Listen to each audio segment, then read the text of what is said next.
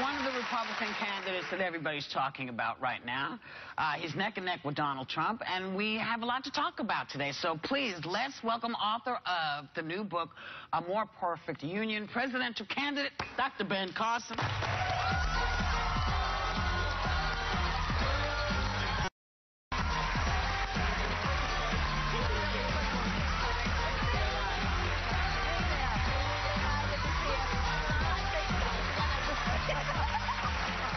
Dr. Ben, I gotta say, you have such a calm, measured way of speaking. It's, you know, it's really quite different from everybody else who's so bombastic. I just have to ask before we do anything else, do you ever yell? No. No?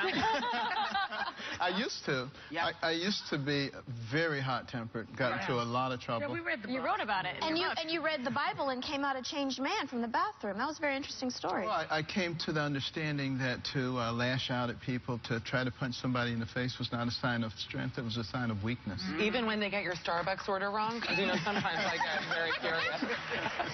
Well, let's get into it, because, you know, you've been making a couple of controversial comments over the last couple of days. Hitler, Nazi Germany could happen here. That's not what I said. Okay, well, I'm just giving you... That's the spin. Okay, that's so, the spin. Well, then I'm going to give you an opportunity to say what you said and explain what you meant. But I want to give you the other two. Okay. Would not support a Muslim president if his religion is inconsistent with the Constitution. Okay. And then it's okay to have a Confederate flag on private property. Okay. That one's right. I don't have any problems. I can explain all of those quite easily. So I'm asking. That's the reason that I wrote that book, by the way. Right. You know, it's about our laws and what is correct in this country. And this is a pluralistic society. Right. So that means no my way or the highway stuff. It means we have to learn how to get along together. And there's give and take with that. Now, what I was saying about the Hitler comment, right. And I purposely said that because I knew the left wing would go crazy. He said Hitler! You know, that's I don't think that's what happened. Yes, but why not just explain what you said so we understand? So what I said is most of the people in Nazi Germany did not believe in what Hitler was doing. But did they speak up? No. They kept their mouths shut. And when you do that, you are compromising your freedom and the freedom of people who come behind you. You have to be willing to stand up for what you believe in. He won the election in Germany. He won the election. It doesn't matter what he did. We know he was an evil man. But also, you know, there were people standing up, just so you know, the White Rose Society. There were a lot of folks that they might not have been enough, but there were people. But that was the point. That was your point. I want people in America to be willing to stand up for what they believe in. Okay, let me ask. We do. On this show especially. Yeah. But, you know, you're a neurosurgeon, which, you know, I'm very impressed with that. You separated Siamese twins, right? Fabulous. But I know also you're a scientist, and yet I was reading that you don't believe in evolution.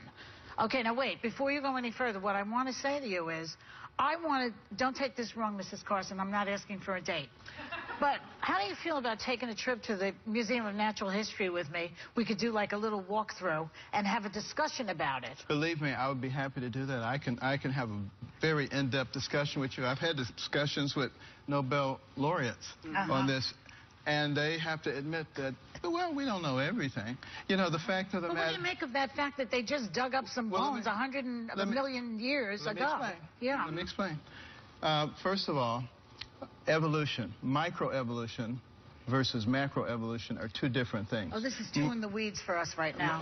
We don't have the time for this conversation. Let's just go on the date. We're talking about natural selection when we're talking about microevolution. And I believe, yes, organisms have an ability to adapt to their environment, and they have the ability to change. Right. Now, the evolutionists say that is proof positive of evolution. I say it's proof positive of an intelligent creature who gave his creatures the ability to adapt to their environment so that they don't have to start over every 50 years. But that's your faith. You believe that because that's your faith, right? And I have said...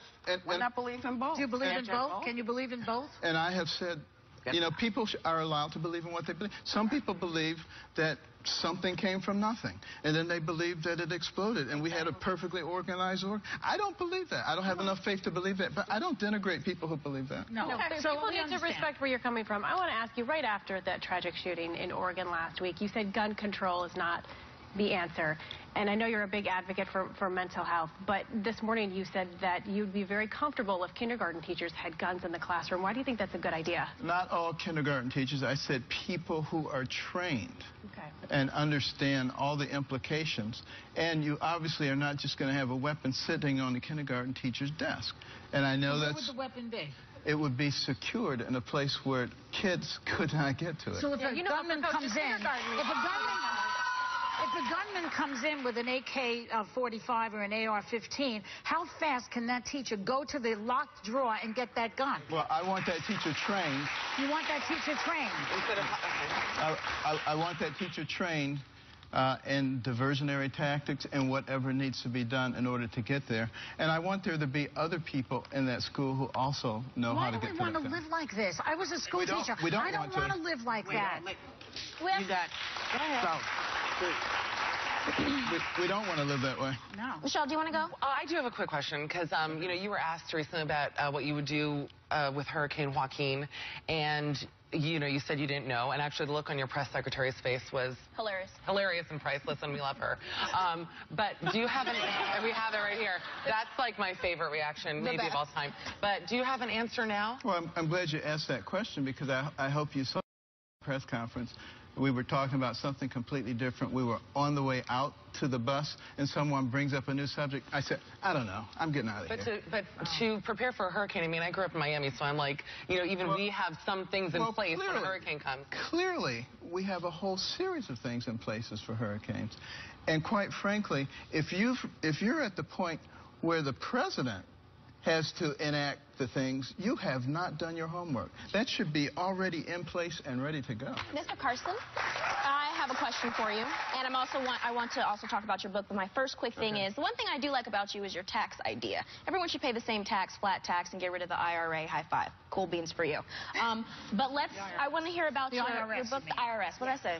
She said IRA. I was wondering about that. Sorry. I knew what you meant. I know. Well, we all mess up sometimes, right? So please talk about your book, The New Perfect Union, for us, please. Well, everybody knows that we have a Constitution, but not many people know what's in it. And it's very important because the founders of this nation said that our freedoms and our system is based upon a well-informed and educated populace. And if you don't have that, then it becomes very easy to fool people. For instance, let me give you a perfect example. If you're not well educated, someone could come along and say, you know what, the economy is great, unemployment is down to 5.1%, which is essentially full employment. We're in great shape. But if you're well educated and informed, you know that you can make that number anything you want based on who you include and exclude, and that the labor force participation rate, which is the number of people eligible to work who are actually working, is at a 37-year low. And we know we have problems and we need to fix them. And these are not Democrat or Republican problems. These are problems that affect our whole society. And we have to stop making everything into a Democrat or Republican. I agree with that. I know your wife's in the audience right now. You've been married to your beautiful wife, Candy, for 40 years. She said she did not want you to run for president until she became a grandmother. You are now a grandmother of 2. Why did you not want him to run for president until you became a grandma? You know, we've been married 40 years. Yay. And we celebrated in New Hampshire 600 of our closest friends. But getting back to the 2 granddaughters, one of them was born on Leap Day in 2012, so, you know, she didn't even have a birthday this year, but she had her party. The other one's going to turn 2 next month. And when you look in those little faces and you think about the debt that our country has, we're at $18.5 trillion, which to pay it off, if you were to pay it off at a rate of $10 million every day, 365 days a year, 365 days a year, it would take you 5,000 years. That's how bad it is. We're the first generation to make it worse for the next generation. When I look at these little faces, I say, we can't do that to them. When I see other people's babies, because I don't see my own, because we're not home, but when I see these other little, you know, it just makes me more determined that whatever I can do, I'm going to do. Are you going to put her in your cabinet, Dr. Carson?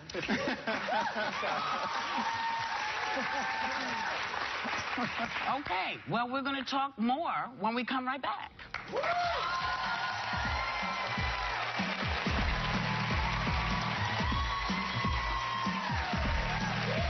Hey, so we're back with Dr. Ben Carson. He's really one of the leaders in the polls.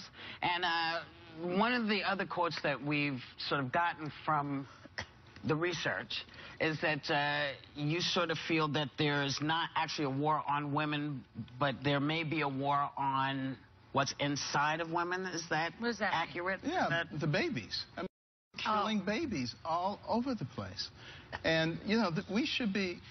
I think people can probably understand. In my case, I spent my entire career trying to preserve life and give people quality of life, even operating on babies in the womb, operating all night long sometimes on premature babies. And I get to meet those people, you know, when they're adults and productive adults. There is no way you can convince me that they're not important, that they're just a mass of cells and that you can do anything to them. I want to ask you this. Have you met with the women who have to make these horrendous decisions when they have to make them of whether or not they can bring a child into the world? I mean, we talk about bringing children into the world all the time, but periodically, some women feel, I just can't. And are you empathetic to them? Because we just had empathetic. Oh, good. Go ahead, sorry. Go ahead. Very empathetic. And what I have said is that this is a job for us in the private sector.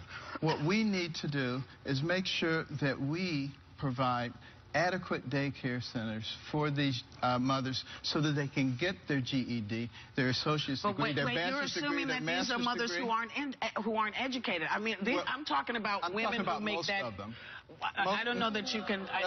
Let me tell you a fact. Let me tell you a fact.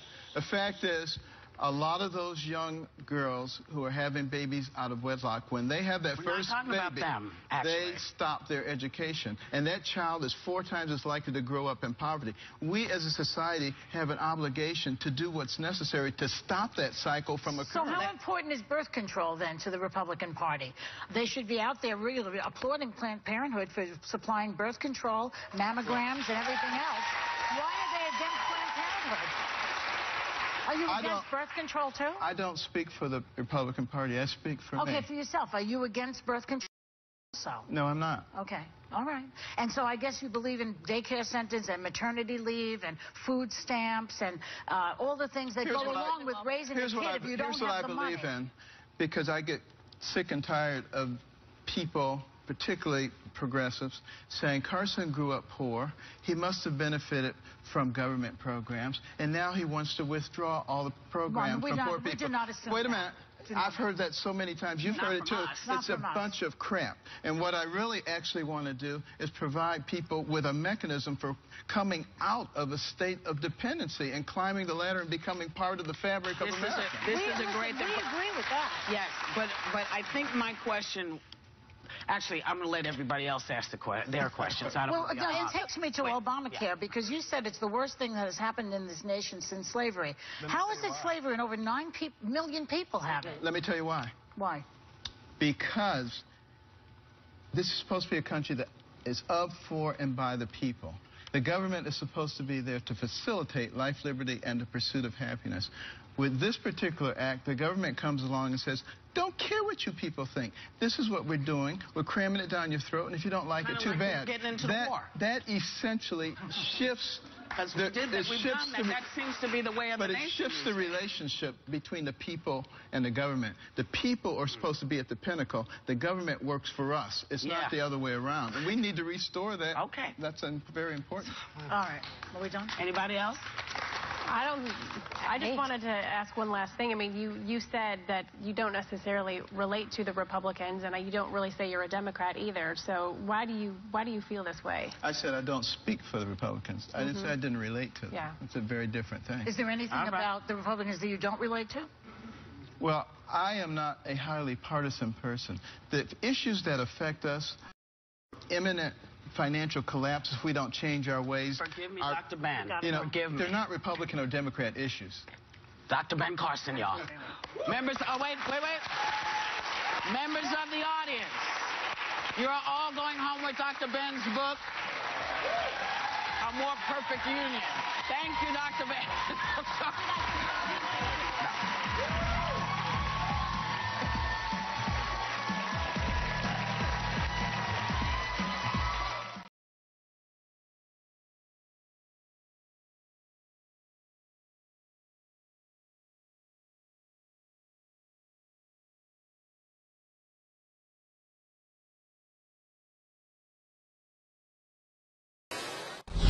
Mr. Trump, good to see you again. Thank you. It's become almost a cliche in this political cycle that people are fed up with politicians. But back when you announced in June, most of the so-called experts, including me, thought you had no chance and that people would end up voting for somebody with political experience. How did you know that discontent, frustration with the system would be the prevailing mood in 2015? I felt it. I mean, I felt it from within. We have tremendous discontent in the country. We have tremendous problems in the country. And I felt it early on, or I wouldn't have done this. But I see tremendous discontent. Before we dig down into some issues, I want to see how much of a disruptor you would be. And let's do a lightning round. Quick questions, okay. Quick answers.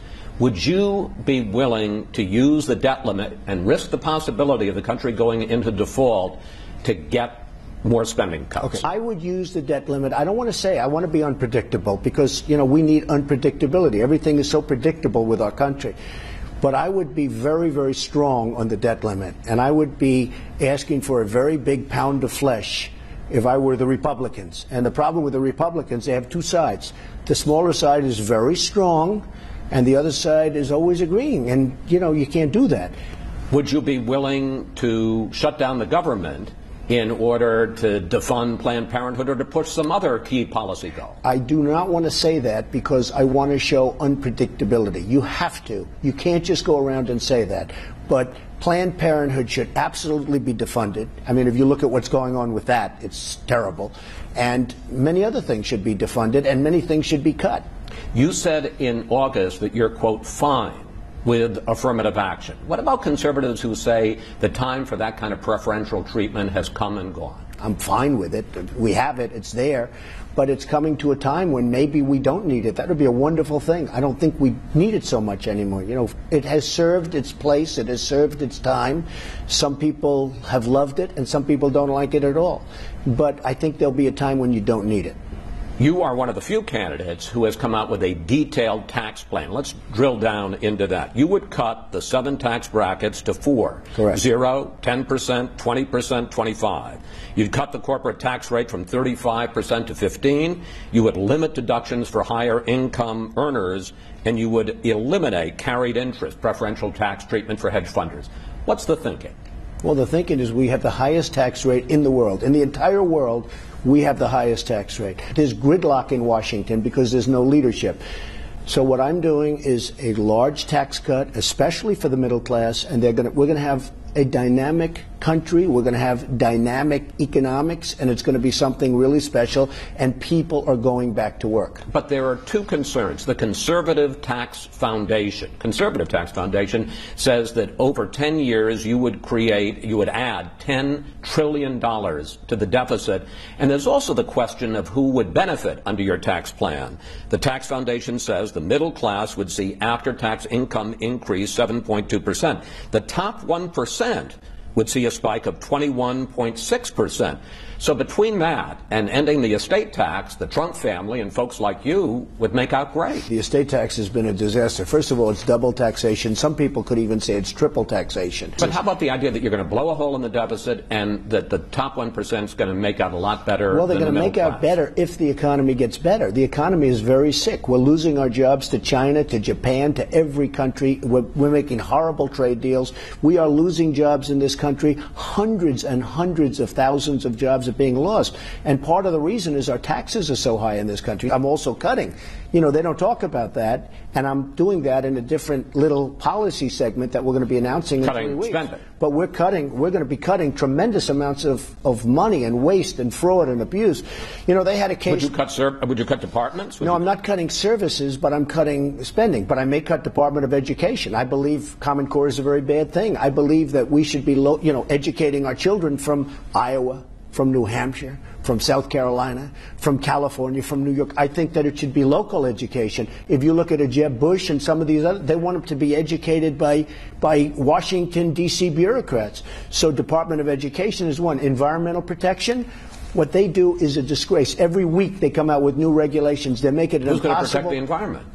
We'll be fine with the environment. We can leave a little bit, but you can't destroy businesses. You brought up trade. you would end NAFTA, you would kill the Pacific Trade Agreement, you would impose tariffs on some products like 35% on Ford cars made in Mexico. The Wall Street Journal says that you are running as, quote, the most anti-trade candidate since Herbert Hoover. Okay, so here's the story. First of all, the Wall Street Journal was bought for $5 billion. It's now worth $500 million, okay? They don't have to tell me what to do. The Wall Street Journal has been wrong so many different times about so many different things. I am all for free trade, but it's got to be fair. When Ford moves their massive plant to Mexico, we get nothing. We lose all of these jobs. What do we get out of it? I don't want them to move their plants. But I want to pick up on that because... No, the point is, I don't want them to move their plants. I want them to stay in Michigan. I want them to stay in all of the places where they are or expand into other places. But I want it to be in the United States. I don't want them to go to Mexico. I don't want them to go to China. This brings up the point. The conservative American Enterprise Institute says, look, Donald Trump, he owns 12 hotels, properties all over the world. Your Trump collection clothing line, some of it is made in Mexico and China. That's true. I want it to be made here. I know, but the point they say is you're doing just what Ford is. You're taking advantage of a global trading market. I never dispute that. I put it in my speeches. I say the ties are made in China and different things. I don't want that. I mean, I just ordered 4,000 television sets. You know where they come from? South Korea. And yet we defend South Korea for practically nothing. We have 28,000 soldiers. They're making a fortune. I don't want to order them from South Korea. I don't think anybody makes television sets in the United States anymore. I don't want to order from South Korea. I want to order from here. I talk about it all the time. We don't make anything anymore. Now you look at Boeing. Boeing's going over to China. They're going to build a massive plant because China's demanding it in order to order airplanes from Boeing. So Boeing now is going to China building a massive plant. I don't want that. I don't want that.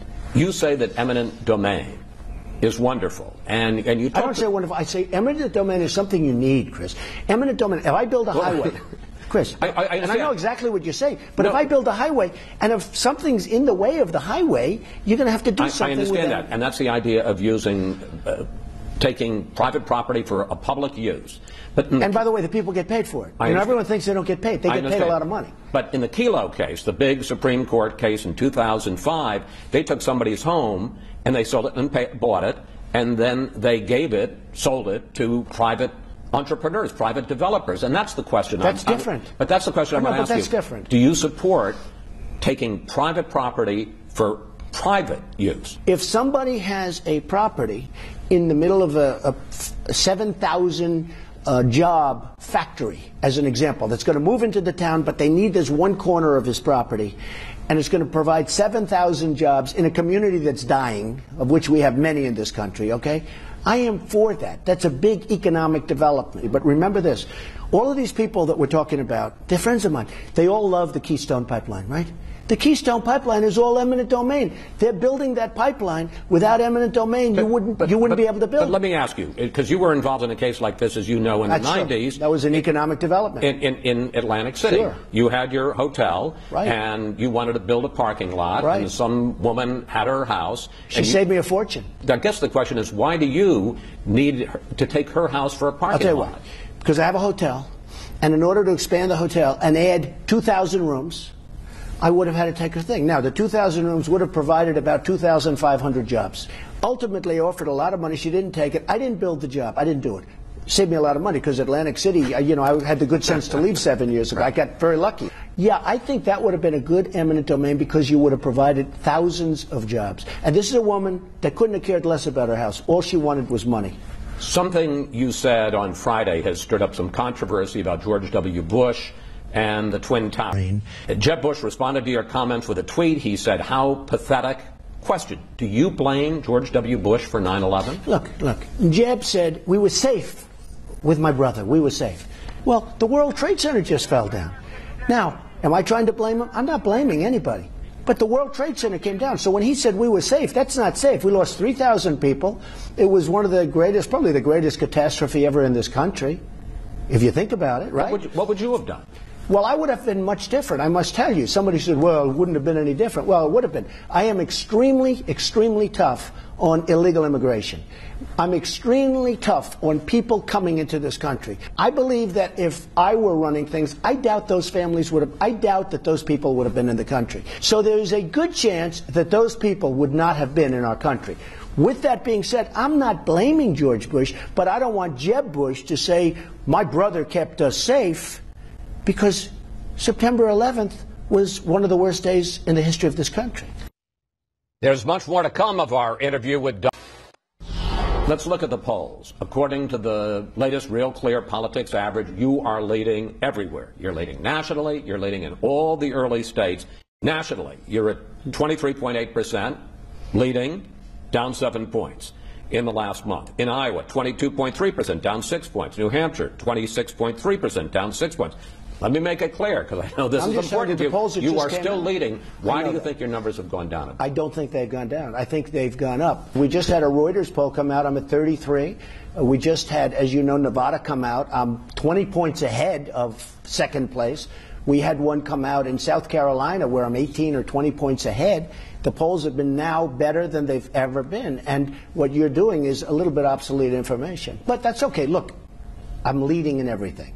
Late this week, you forced, I think it's fair to say, you and Ben Carson forced CNBC to change the ground rules for their debate.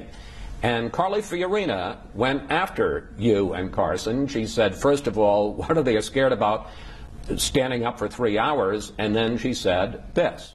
They also apparently asked for prepared statements. You know, prepared statements are what politicians do. So honestly, here are two outsiders, supposedly, Donald Trump and Ben Carson. They sound a lot like politicians tonight to me. Look, first of all, she's going nowhere. You talk about dropping in the polls. She's dropped like a rock. I could stand there for 12 hours. I could stand there for 20 hours. But the people can't take it. Who wants to watch a debate for 3 hours? I couldn't watch Hillary for an hour and a half. And when I heard it was a 3-hour debate that was only done to make more money for the company, for the network, I said I'm not going to participate, because I thought the CNN debate was ridiculous. It was too long, and people were turning off. Who's going to watch a debate that long? You know, it used to be 1 hour when it started.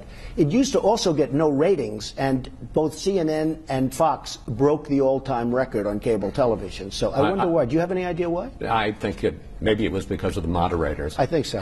I do. I think so. Which brings me to the question of temperament, which I think you would agree is important. I think it's very important. In a president. Right. First of all, what's the deal with the tweets? Why are you sitting there at night watching TV and tweeting out? Well, I think it's fine. It's a great way of getting my word out. I love Twitter and tweeting, and I have, between that and Facebook, I have like 10 million followers. It's a great way. You know, now if you do something bad to me, I can tweet about Chris, and the world will be seeing it. And you have. No, and you know what? Truthfully, it's an amazing way of getting the word out. But does Mrs. Trump ever say, Donald, turn off the TV, come to bed? Oh, I don't do that much, and usually it's not too late. No, I just think it's an amazing way. You know, we're in a modern age now. We have to get with it.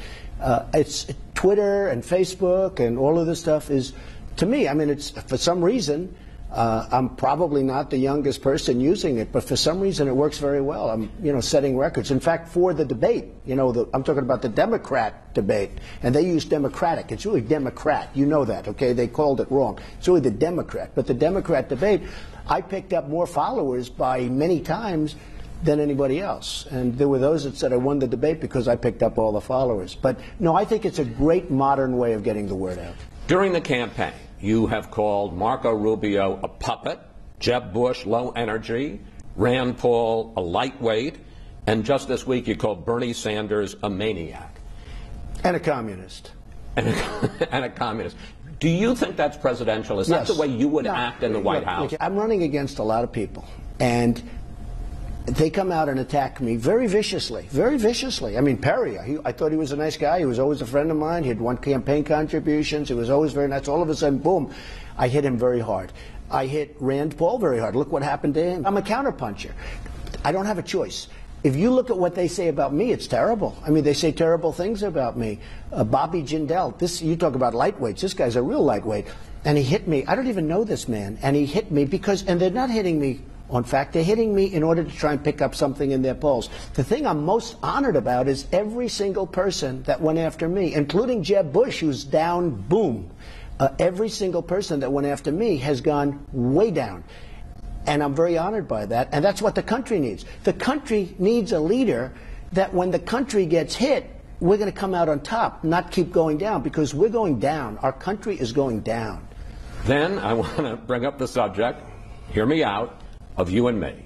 Okay. During the debate, I asked you a question about bankruptcies. Right. And you, I thought, gave a fine answer. First of all, these lenders aren't babies. These are the best answers. Then, for about a week, you go after me. You say, blood's pouring out of my eyes. You compare me unfavorably to my father. And I agree. He's one of a kind. Here's the question. You're running for president. I mean, we talked to Chris Christie about Bridgegate. We talked to Carly Fiorina about... destroying a company. She destroyed her company. Okay, I guess the question is... No, it's not personal. Are you a little thin-skinned? No. I'm only thin-skinned when somebody says bad things that are false. For instance, if you hit me about something that's true, all right, the bankruptcy, I use that as a tool. I didn't ever file for bankruptcy. Out of hundreds and hundreds of deals, I've done it 4 times. I've used it 4 times. But it was just a question. No, I know, but the way it was phrased. The way it was phrased. I could see the eyes, okay? I don't even know what blood's coming out of my eyes. I've used it as a tool brilliantly. And it was phrased incorrectly, in my opinion, the question. And you wouldn't have asked these people about bankruptcy, but you asked me about it. And I've used it brilliantly. I asked Carly Fiorina about Hewlett-Packard. Well, that's easy. She destroyed the company. Okay, that one's an easy one. So I'm not thin-skinned when something's truthful. If I did something wrong, and you said I did something, I can handle that, and if the press is bad, it's when people hit me when I didn't do anything wrong. You know, it's like, then it's not a question of thin skin. I will fight back. You say, my father covered you in a much fairer manner. So I decided to go back and look at your first profile on 60 Minutes. He talked a lot about your successes, but he also talked about the fact you were in a controversy then. The allegation was that you were trying to throw middle-class people out of a rent-controlled building so you could create condos for rich people. Here's a clip.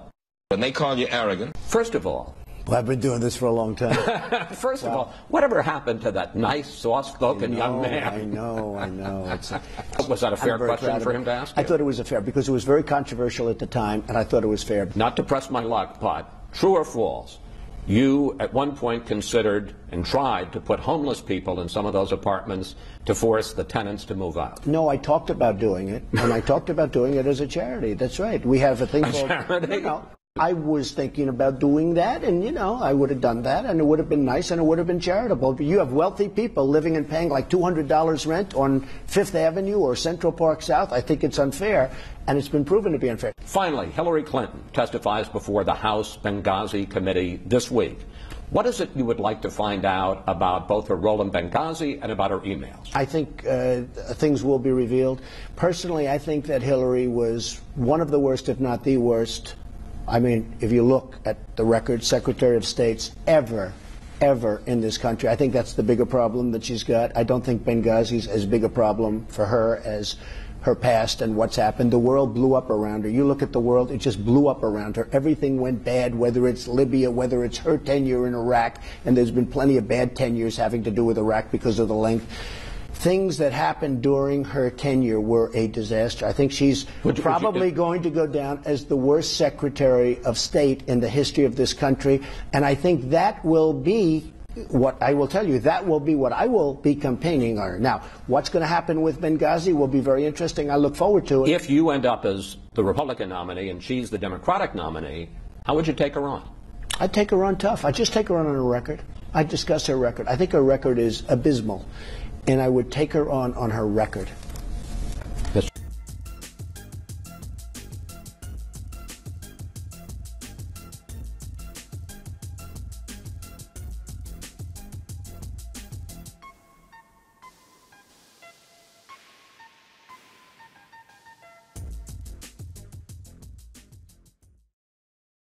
And welcome to Hannity Tonight. The top of the Republican presidential field is taking shape in brand new polls, and we're seeing the rise of Senator Ted Cruz after a very strong debate performance. Now, in a Fox News poll released just hours ago, Donald Trump, Dr. Ben Carson take the top slots, followed by Senator Ted Cruz and Senator Marco Rubio, tied with 11%. And then you have Jeb Bush, Mike Huckabee, John Kasich, Rand Paul, all with 4%. Carly Fiorina, Chris Christie round out the top 10. Also, a new Quinnipiac University national poll that shows similar results. Trump and Carson virtually tied at the top, and they're followed by Senator Ted Cruz and Marco Rubio, both in double digits. Now, the same poll also shows Senator Cruz beating Hillary Clinton in a potential head-to-head matchup in the general election. Also in Iowa, Senator Cruz is gaining momentum. KBUR Monmouth College poll shows Cruz in third place behind Carson and Trump. Rubio is the only other candidate in double digits, and Cruz takes third again in another Iowa poll, with Trump and Carson taking first and second. Here with reaction, 2016 GOP presidential candidate, Texas Senator Ted Cruz on the rise. Senator, congratulations to you. Thank you, Sean. How much of this do you think is related to what I think will be taught in journalism school, the moment you had really taking down those very abusively biased moderators in that last debate? I thought that was a huge moment for you. Well, thank you, Sean. I got to say the momentum coming out of that debate has been astonishing. You know, the first debate in the 100 hours that followed that debate, we raised $1 million. The second debate, we raised $1 million in 48 hours. The third debate, we ended up raising $1.1 million, not in 100 hours, not in 48 hours, but in 22 hours, as people all over the country went to tedcruz.org. I mean, it really has been breathtaking. Yeah. And I'll tell you, one of the things that also encouraged me is that after I called out the media, we really saw the Republican candidates on that stage unite and come together and stand in unison. It was really encouraging to see us stand against the left-wing bias of the media and make clear that every one of the candidates running has a stronger, a more positive, a more optimistic message than any of the Democrats and any of the lies the mainstream media is trying to push. You know, Senator, one thing you have done throughout this entire campaign, you refused to get into it with the other candidates, and you made that very clear the other night.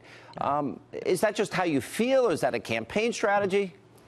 Well, I'm a big believer in Reagan's 11th commandment, thou shalt not speak ill of other Republicans. So when you have debates where they're trying to get you into a food fight and insulting each other and impugning each other's integrity, I ain't going to do it. And if others attack me, I'm not going to respond. Now, I do think policy disagreements are fair game. I think it's perfectly fair game for a moderator to say, Ted, your tax plan is a simple flat tax, 10% across the board. Another candidate's tax plan has a top rate of 35%. What's the difference between those two, and why is your tax plan better? I mean, that's the sort of substantive question debates should be about, but they shouldn't just be food fights and insults, which is what sometimes these debates turn into. Yeah, I totally agree with you. And you know what? And I thought the winner were all the candidates on the stage, but you got it started. You know, I was talking with Glenn Beck the other day, and he said he did an interview with you, and I hadn't thought about it.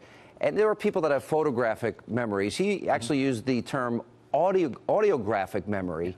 And because he pointed out something that I hadn't picked up, which was you literally named everything that had happened in the exact order. And I want to ask you about it, but let's play the tape and remind people of that moment. The questions that have been asked so far in this debate illustrate why the American people don't trust the media. This is not a cage match. And you look at the questions. Donald Trump, are you a comic book villain? Ben Carson, can you do math? John Kasich, will you insult two people over here? Marco Rubio, why don't you resign? Jeb Bush, why have your numbers fallen? How about talking about the substantive issues people care about? Now, I don't know if many people know this. Alan Dershowitz has praised you as one of his smartest students, and I don't think he really agrees with you. Austin Goolsbee has praised your skill, your intellect. And I watched that debate, and I watched that point that Glenn was making, and I thought to myself, yeah, you were the national debate champ at Harvard, but is that true, that you have this ability to memorize and remember things like that? Well, I have a good memory, and I do remember things that I hear. It's not perfect. It's not 100%, but it is a good memory. And I do think conservatives are tired of getting our clock cleaned. You know, Margaret Thatcher famously said, first you win the argument, then you win the vote. And we keep sending people into debates that Democrats just eat their lunch. And we need to be able to stand up to Hillary Clinton and make clear that her big government agenda is an absolute failure. And I think conservatives are hungry for someone that is not going to curl up in the corner and hide from the fight, but is instead, with a smile, with the optimistic vision of a Ronald Reagan, say, what you're doing isn't working. Here's what you said, and it isn't happening. And here's instead the principles that built America. And I think if we, you know, conservatives win when we effectively articulate what it is we believe. Liberals win when they effectively obfuscate and hide what they believe, because truth matters. Our principles work, and their principles don't. And if we can explain that, that's how we win the election. You know, the president yesterday, I played it last night, I'm not going to play it again tonight, actually went out there, oh, they can't handle a little debate. By the way, if that's true, Mr. President, you're so brave, you're such the great negotiator with Iran and with Vladimir Putin, I'll give the president an hour every night for 5 nights if he wants. Sure. And I don't see him coming on this program. But, you know, I thought about that, and let me put up on the screen, because last night was not a good night. It was election night for the Democrats. Since Obama's been president, the Democrats have lost over 900 legislative seats around the country. Since he's been elected, let's see, they lost 12 gubernatorial seats, they lost 69 House seats, and 14 Senate seats. That's not exactly, maybe he's done well for himself, but he's destroying the Democratic Party in the process. What is your reaction to what's happening in the country when you look at those results that are so dramatically reacting, I would argue, to the bad Obama policies? Well, Sean, you're exactly right. Barack Obama has elected more Republicans than any human being in the history of mankind. And it's because his policies are such a spectacular failure. I thought it was fairly ridiculous when he said, gosh, if Republicans can't handle CNBC, how will they stand up to Putin or Iran? You know, Obama's negotiation, he is the worst negotiator perhaps in the history of American presidents, because what he does with Putin and Iran is he just surrenders and gives them everything. He tells Iran, okay, you want $100 billion, fine. You want nuclear weapons, fine. You want to keep sponsoring terrorism, fine. You want to keep building ICBMs, fine. You want to keep Americans in prison, fine. We'll surrender everything. What kind of negotiation is that? Yeah, I'm going to ask you. Stay right there, Senator. We're going to come back. I'm going to ask you exactly about that, because the Iranian parliament voted this week to keep continuing to say death to America, or chant death to America. And they were burning the American flag again this week. I want to ask you about that. More with Ted Cruz right after the break.